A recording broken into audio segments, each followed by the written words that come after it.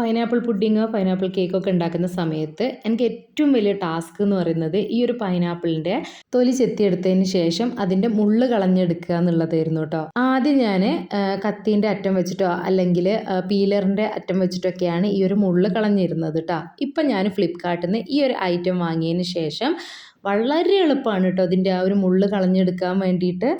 എനിക്ക് കൂടുതലായിട്ട് ഓർഡർ വരാറുള്ള പുഡിങ്ങിൽ ഒരു പുഡിങ്ങാണ് ഈ ഒരു പൈനാപ്പിൾ പുഡിങ് കേട്ടോ. അപ്പോൾ അത് ഉണ്ടാക്കാനും എനിക്ക് ഇഷ്ടമാണ്. പക്ഷേ ഈ ഒരു മുള്ള് കളഞ്ഞെടുക്കുക എന്നുള്ള ആ ഒരു ടാസ്ക് മാത്രമേ ഉള്ളൂ കേട്ടോ. പക്ഷേ ഈ ഒരു ഐറ്റം വാങ്ങിയതിന് ശേഷം അതും എളുപ്പമായിട്ടുണ്ട്.